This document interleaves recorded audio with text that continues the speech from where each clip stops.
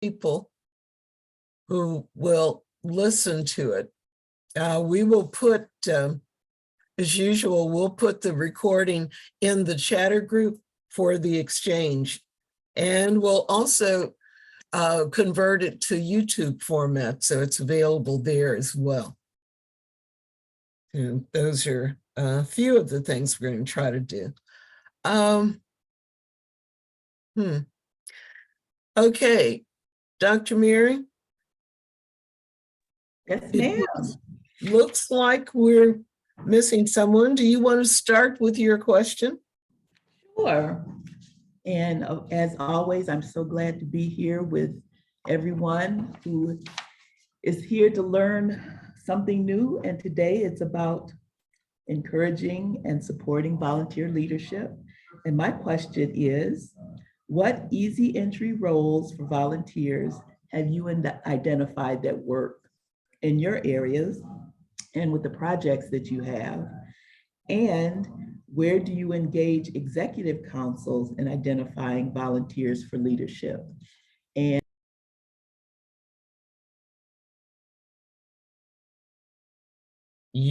Everything just went to mute.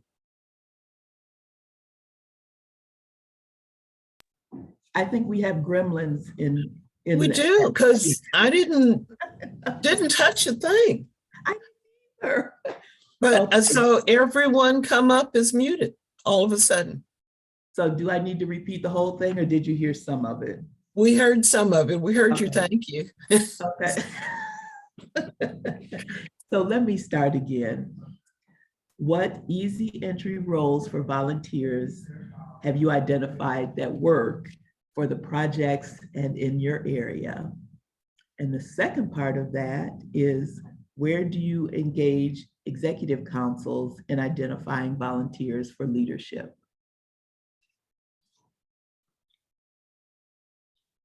Anyone want to take a stab at that? How do you encourage volunteers to step into, whoops, I'm sorry, what easy entry roles do you have for volunteers? So, Yes, Mary. so some easy entry roles would be if a volunteer, helps you with tabling or takes, the registration, off the iPad, just to kind of get familiar with what we do. And I think as they show an interest, you can help them to grow and to take on a little bit more responsibility. I have to tell you, though, you kind of threw me with the last part of your answer, because I have never gotten my executive council involved so I'm kind of curious to see how that works. Is that something that anyone else has or has not done or considered? And we'll come back to you, Mary. And Joy, you have your hand up. Hi. So what we have found works really well is we do some service projects. We volunteer with Meals on Wheels and another food pantry or food provider. That works really well because it gives people a chance to get to know other volunteers without being too busy. You can do a lot of chatting while you're working your hands. But I agree with Mary. I don't even know who is on the executive council, and yeah. So. Well, thank you, Joy. And those are great suggestions, and especially with those Meals on Wheels and food pantry projects, because usually it's something that you can do very easily and it's non-threatening. So typically that's what easy entry roles are. And as all of the roles on the letter of engagement, each role is very important. And some volunteers may just continue to do easy entry roles. That may be their contribution. And for those, we say thank you, because those are important. And thank you for also reiterating that you're not aware of what executive council's role might be. So that might be a topic for discussion even further. Catherine, do you have a suggestion that you want to share? Thank you, Mary. Yeah, I wanted to answer your question about the executive council and their role. So, every state's executive council is so different from one another. And when I took over the Rhode Island State office 2 years ago, our executive council had a lot of people on it that were very disconnected from our work. And as they sort of turned over, we as a staff and with my state president made the decision to bring people onto the executive council and keep people on the executive council who are already our volunteer leaders and the most engaged and passionate and knowledgeable about our work. And so they are all very engaged in volunteer recruitment and in moving volunteers, up the ladder of engagement and gently into position of leaderships. And we're just finding that that's kind of a virtuous circle. It's just they're really the best position to advise us during state planning because they have their hands so deeply into the work. And I think it makes our volunteers all feel more connected to what's going on in terms of our state strategy. So we've just found that works really well. And I have a couple people from Rhode Island on here too. I know Darlene, and I think I saw John. If you want to weigh in, about how you think that works too. Yeah, I mean, I think it's great, as you said, Catherine, that we kind of re-looked at it and brought some people on the executive council that are already very active on volunteer leads. And for some of the others, we've had no problem with them kind of self-identifying some of the projects they want to work on and work with the staff on, or co-lead, or just come on and be part of a team and participate. So we've been very fortunate in that respect. And that's a very intentional strategy that I think others may gain some wonderful ideas to use. So thank you so much for sharing that. And Mary, that might be something that you could share with your team in New Hampshire to let them know of what Rhode Island is doing to intentionally engage EC. Yeah, I think that's a great idea. Yeah, there's been an addition in the chat, and Joe Sanchez has said he's gotten EC members to be co-presenters in his recruitment events, that's something that he has tried. That's wonderful too. Hi, yeah, this is Joe, and I'm from San Antonio, Texas, and I've had a couple of recruitment events, and we've had executive council members participate in doing a part of the presentation, and it really works well because it shows volunteers the possibility of what they can be doing. And the executive council member talks about their role as a volunteer, talks about their role as an executive council member, and how they can also participate. And it's been really successful in the events that we've done. Thank you so much. And those of you who have recently joined us, if you could just put the state behind your name, or if you need help with that, just put the state in the chat and Deborah will take care of that. We always want to know who's in the room, and that also helps us to know the representation of the comments that we get. So if you don't mind sharing either in the chat or changing your name, put it behind your name, we greatly appreciate that. These are excellent suggestions of how to either use easy entry roles or how EC are involved. Does anyone else have anything they want to contribute to the conversation? Or let me say this while you're thinking, how many others present, how many of others present have direct connection to what the executive council does if you're a volunteer in your state, or knowledge of what they're doing and how that relates to your volunteer experience? I see Mary Roberge has her hand up, and I see Darlene's hand up, but I think Darlene wants to say something because your hand went up before I asked that question. Oh, so I just wanted to add before you ask that question that what we found also with our executive council is that, like like volunteers, because that's what they are, right? They like to volunteer within their own community. So if we're doing something in their community, we basically point that out to them, and they have stepped up to be engaged in that. For example, we have actually 2 executive council members that are from the same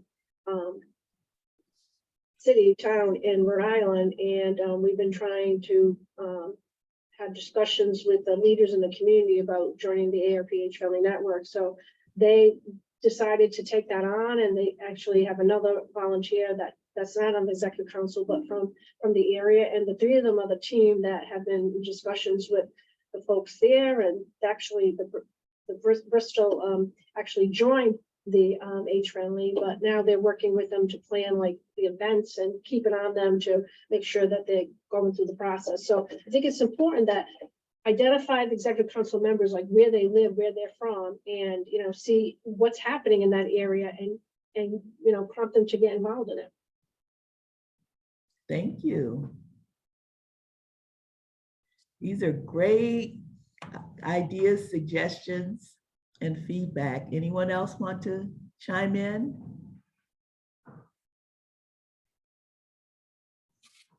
I saw something in the chat. What did I see? Ellen.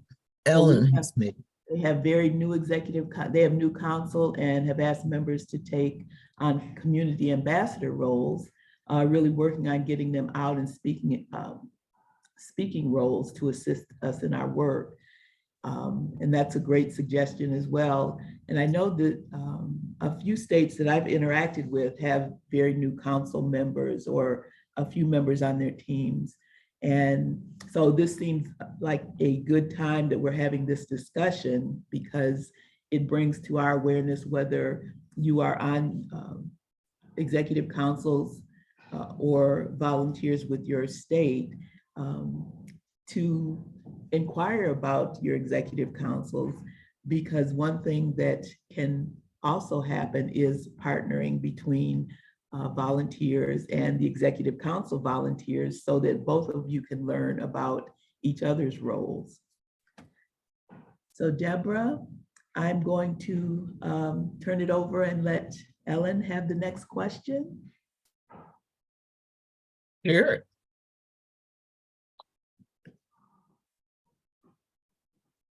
Oh, okay. All right, let me get this straight here. So I'm doing 2 now. Okay, sorry guys. No, you're All right. doing You're question. doing yours. 1. Okay. Oh, I'm still doing the first one? How do we encourage volunteers? Okay. Yes. Thank you all. I was late, so I apologize. A lot going on today. So the question is, how do we encourage volunteers to step into leadership or co-leadership roles?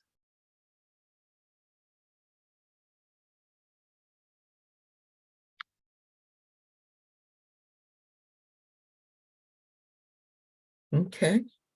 I can start.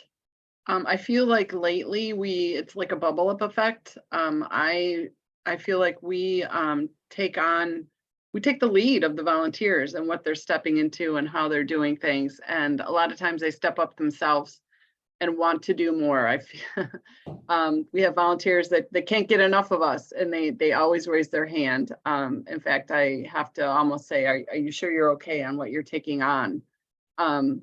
So as I said in the chat, we have a whole bunch of new executive council members, and we did something different that we've never done before in Illinois. Well, not that I can recall. We basically recruited our executive council from our current volunteers, formed our council around our current volunteers, and really looked at refining and working with our state director on what exactly it was. And I feel like this goes into all of volunteer roles in leadership. What do you want them to do? What do you need them to do? What helps you and your staff to get jobs done that you're struggling or need extra help with?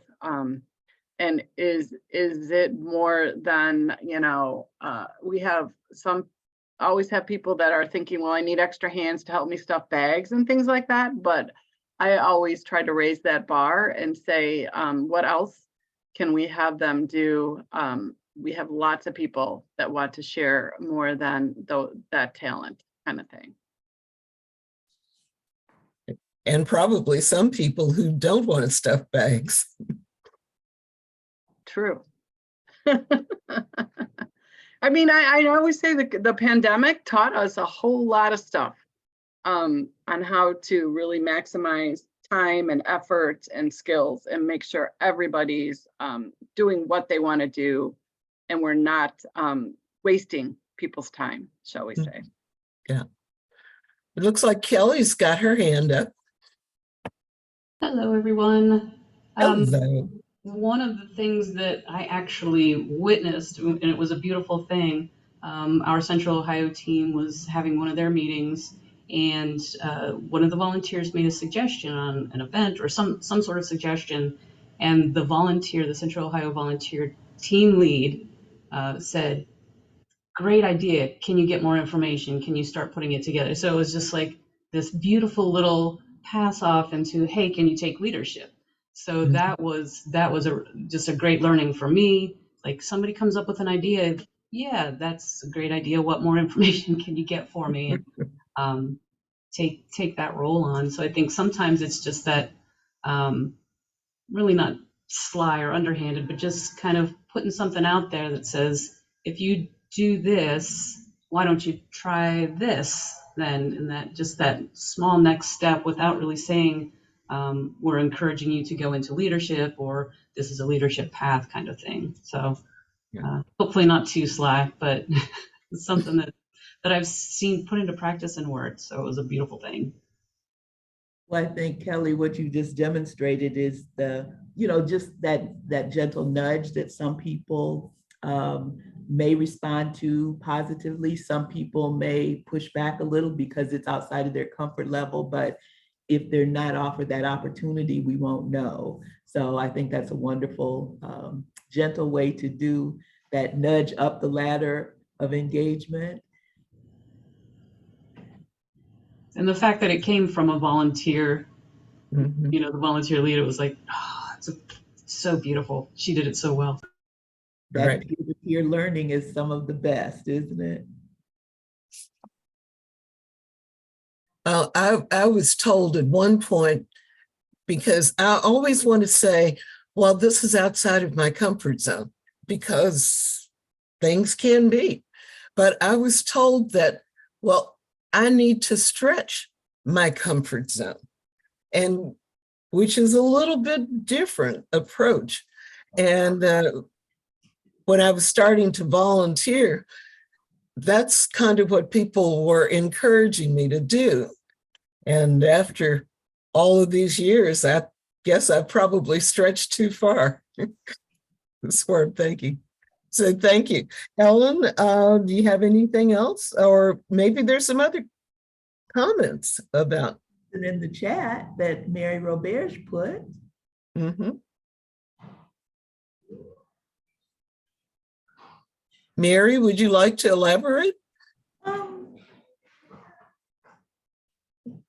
Mary Roberge. Okay, so yeah, because since we've gotten back together and it's been since January, Mhm.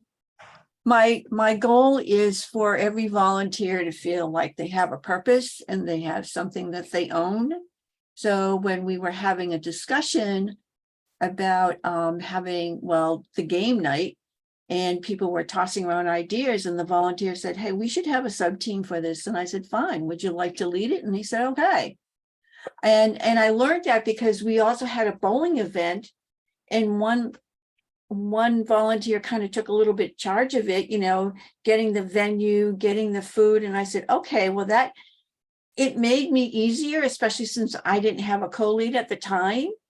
So, and I recently just got 2 co-leads to help me, because my goal, and I'm going to be selfish with my goal, but next year I want to go away. I want to take a vacation. So my goal is to have these people feel self-sufficient so that they can feel capable of running a meeting when I'm not there. Right. Right.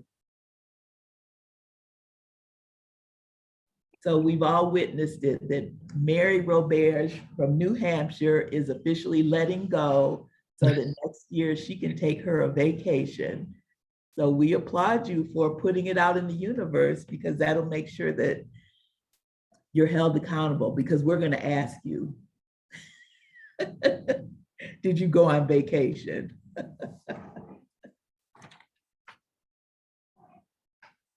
I can totally appreciate that. I feel like across the enterprise, as we say, we have volunteers, this group right here today, that show up, they do so much of everything.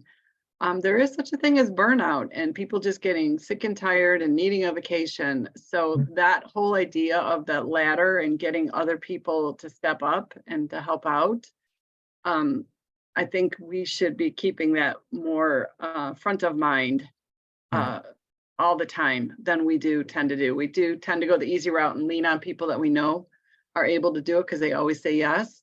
But the burnout is a real thing. Mhm. So I challenge anybody on this call today to keep that front of mind for us, for the summer. I mean, summers are busy with events and everything too. And who else can we get to step up and who's eager to lend a hand and dive a little deeper with us? I'm just going to, I had to do something I don't normally do, which is chair a local committee on volunteers. And I didn't volunteer to be the chair, but the other people on the committee assumed I would be the chair for whatever, I guess, because that's kind of how I act sometimes.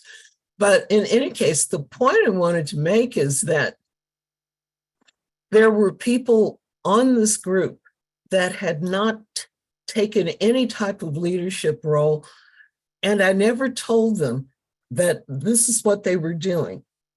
But when we came up with things that needed to be done, I said, okay, so who's going to do that? And each time somebody said, well, I guess I could try. And I said, fine, that's it. And I had to be reminded, reading and just telling myself that they may not do it the way I would, that the style isn't important. They may not take the notes the way I wanted to. That isn't important. But the important thing is that they're each going to have a chance to do something that they can be proud of.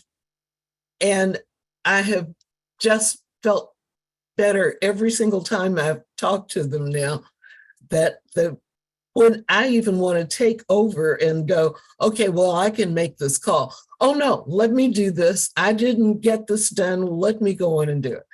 So it's something about having to move back that's important. Now, I saw someone's hand come up. I think Kelly was applauding you. Oh, okay.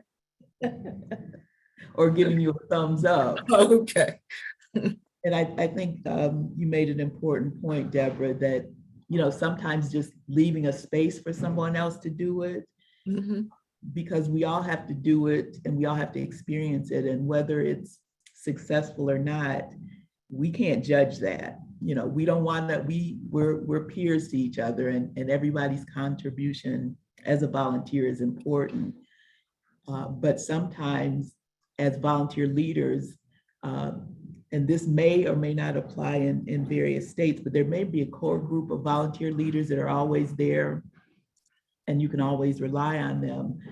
And some new volunteers may see that core group as, a group that may be a little bit impenetrable. So sometimes as a volunteer, I have to even remind myself to make space for someone else. It might be an opportunity that I want to do, but somebody else might want to do it. And so just me keeping my mouth shut and stepping aside and letting somebody else do it may open a space for someone to step up. And by the same token, we've heard other volunteers say that allowing someone to, kind of giving a gentle nudge to someone, because we also know that there are shy people that may not step up, but if given the opportunity, they may step in to that ladder of engagement. So I think we've been given examples of good examples of how it could work either ways, by either stepping aside if you're kind of that eager volunteer that just wants to make sure that it gets taken care of. Like Mary says, Mary Robert, she's intentionally trying to put in place things so she can step aside and let go. And we might have to intentionally open up space for others so that, and then kind of gently invite them, as Kelly said, into an opportunity, because they may not know that it's okay to ask or request to do something. And here's the plus side to that too. I mean, it's not, because I've already gone the burnout route, but I just say, hey, everybody's going on a vacation. I want a vacation. But the other thing is, if they take a piece of what's going on, they understand sometimes why things don't always work out the way they think they're going to work out. They don't realize what's involved in the planning process until they get involved in the planning process. Because sometimes you hear, oh my God, the state office, they messed up or whatever. Well, they find out, yeah, things can happen along the way. They don't go smoothly. So I think that's another advantage to all of that. Mhm. And Deborah, Thank can I just throw this out there? Please. This is one of my favorite questions to inquire. Are people allowed the opportunity to know that there are things to volunteer for that they're good at and things that they enjoy doing? And if that's something that state offices may ask their volunteers, just kind of randomly, what do you like to do as a volunteer? And I know that it's probably on the initial application, but periodically we might want to just kind of do a scan of interest and find out, now that you know some of the things that we do as a team, what things are you really good at and what things do you enjoy? Because that might open up opportunities for that ladder of engagement as well. Because many times we forget that our volunteer corps are made up of extremely experienced, well-seasoned professionals who have done the gamut of things.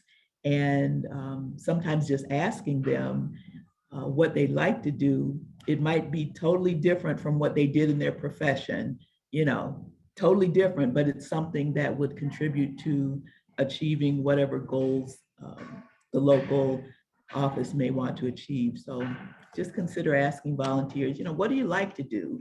And breaking those things down into small tasks so that when there's a project or an event, those small things can help the event be successful, and it doesn't require a lot of work of all the volunteers if everybody's doing their small part. Okay, this is one more thing I was going to say related to the style. It's not my style to recognize success, but what I've read recently is that you've got to recognize the success of the person involved in the event, not just the event was a success, but what they did, what they accomplished for themselves. That, as we're trying to convince people to continue to be involved and volunteer, we've got to acknowledge that some people do need recognition or appreciation, and we can come up with unique ways to do that on an individual basis, even if the event didn't go the way we thought it might.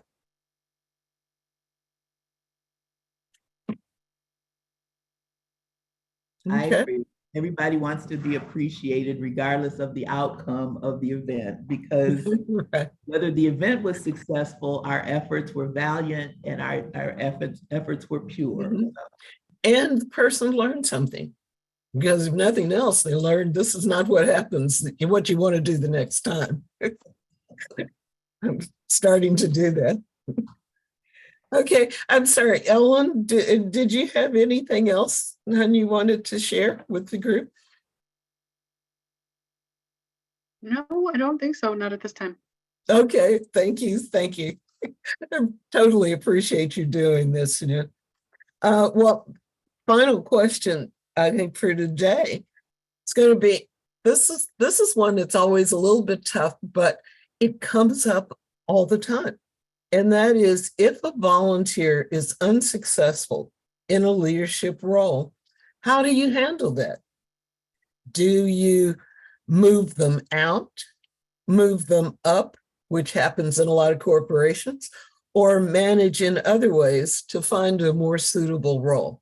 Anybody had some suggestions you'd like to offer to people and what you might do?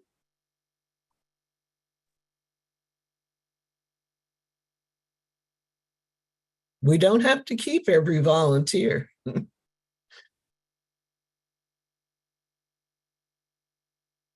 And some of this falls under those difficult conversations. So if anyone has a generic difficult conversation that they've had, I know that we would be appreciative of hearing that, because we know it happens. Right.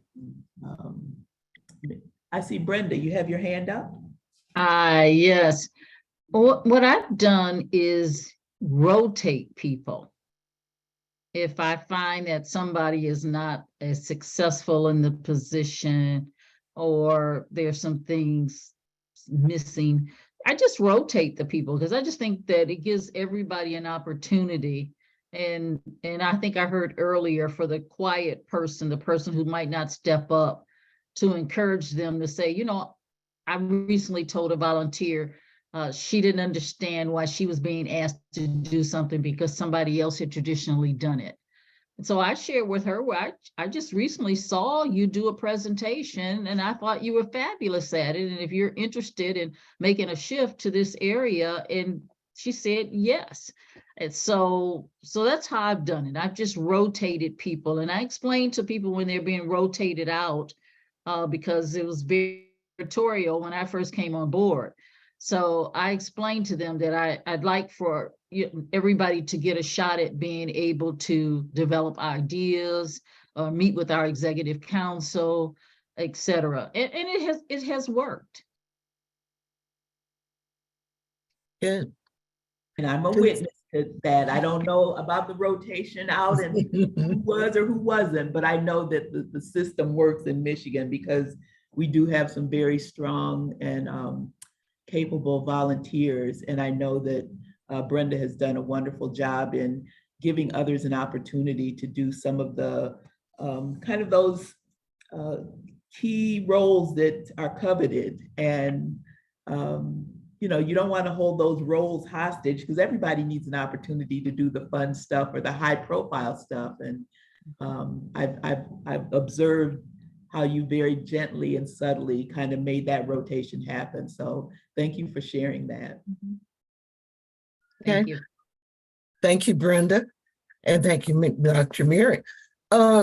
Wondering, does anyone involve any of other volunteers when you're coaching people who may need more help?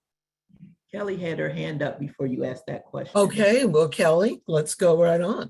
Sorry about that. I actually had a question for Brenda regarding the rotation. Was it the folks who were in those leadership roles, Brenda, were they assigned roles like speakers bureau lead or event lead, where you can kind of go back maybe to the position description and say, well, this is what we agreed to? And so I just didn't know if you had any more. Is it like an assigned position, or is it just kind of one of those, you're the leader, go with it? I think some of them were kind of assumed assigned positions. Okay. As I say, in territorial, that they were lead volunteers, they were state volunteers. And so I rotated them, because I just thought we needed to hear from other voices, and I kind of explained it that way. Okay. And it's working. If there were any ill feelings, I didn't feel it.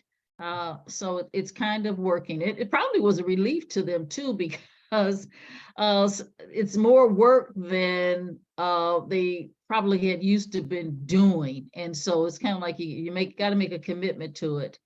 And so it's working. And I've actually had volunteers, I surveyed them first and asked them if there were other roles that they wanted to take on. And some switched out. Some were doing fraud, and one switched over to doing driver safety, a field of void we really needed in our market. Cool. Mhm. Excellent. Thank you so much. Does anyone have term limits for their volunteer positions? I know we have them for the executive council, but I didn't know if anyone was trying term limits as a way to kind of move people up and out and through the process. No one? Okay.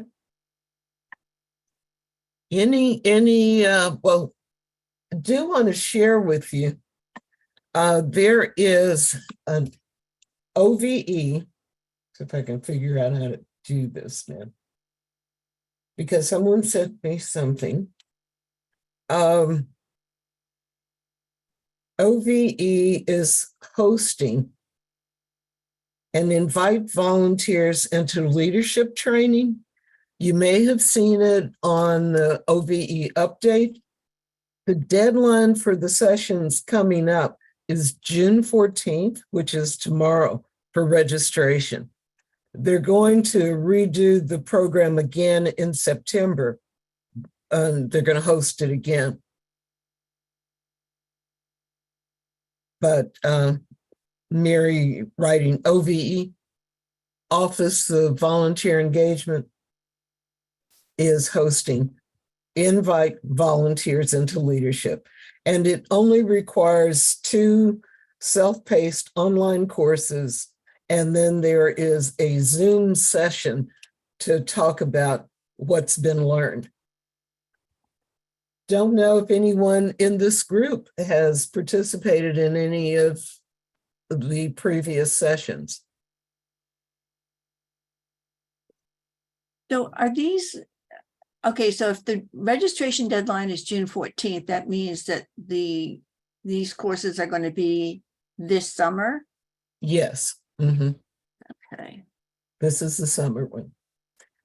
And then they're going to host it again in September. Okay. So that would then get the fall if there's interest at that point.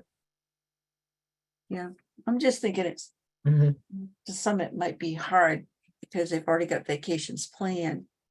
Yeah. But if they're doing one in the fall, then there's a possibility. Right. And someone asked if this was letting go, and it is the redone work for what was letting go. It's kind of been revamped. A lot of it is the same, similar, but it is slightly different. Okay, thank you. Thank you, Catherine, for the question. Anyone else with any questions, comments on this subject today? Encouraging and supporting volunteer leadership. Does everyone feel like we've got everything we need from, say, OVE? Are all the resources there that are necessary? I know. Yes, ma'am. The only thing I wanted to add is that I think that when you're inviting volunteers to co-lead or lead, especially if you want them to take a lead role and not co-lead, you should always try to partner them with a leader ahead of time so they can become more comfortable with the role. So pairing them up together and having like a mentor situation or a shadow experience, I think is always a good thing. So then, because we did that with our virtual team, had a virtual team that was the same person was always leading our events. So Okay. we had some volunteers that were helping out, but then we approached them and said, how about if you want to, lead one of the, the monthly events. And they said that they would be willing to do that, but they felt like they needed some practice before actually doing it on their Right. own. So I partnered them up with a league already on one of the other virtual events, and Right. they did them together for the next 2-3 months, and then they were ready to go on their own. They felt more confident after learning from the other person that's been doing it a while. I know in Kentucky, we've started doing a lot of shadowing. And it seems to be working because more and more people are starting to say, I think I'm comfortable. I think I can do this. But it's amazing the wide variety of times that are necessary. Sometimes it takes one person one time to do it and they go, I got it. I got it. I know what to do. I'm good. And then I've had other people that's 3-4 times. And then they say, okay, after that, I'm good. But it took them multiple times before they were comfortable. And I guess that's always a part of it too, is recognizing where our volunteers are, the skills they bring, I mean, so many of us have forgotten things that we probably could have used and have to have brought back to us again. So thank you for that. The partnering, shadowing, mentoring is very important. Okay.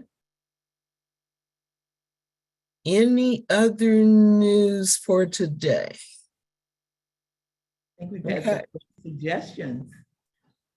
And Hmm? some great ideas have been shared. Yes.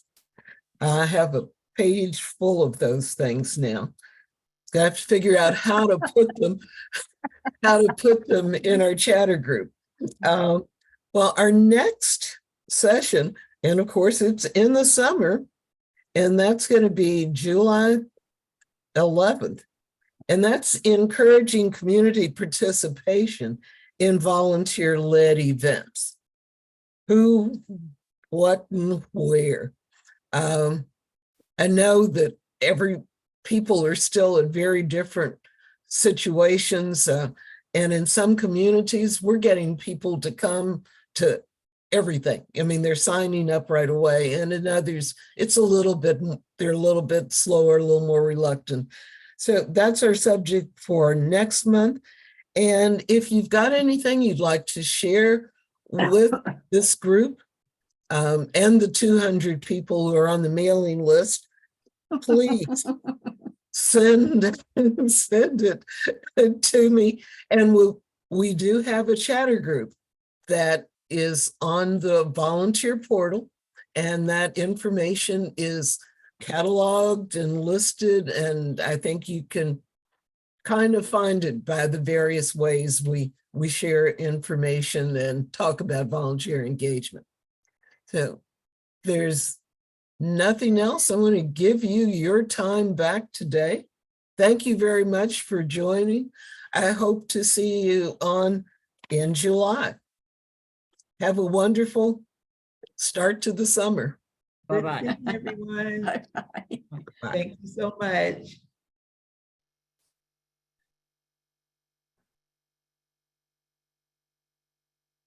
Stop recording. Yes.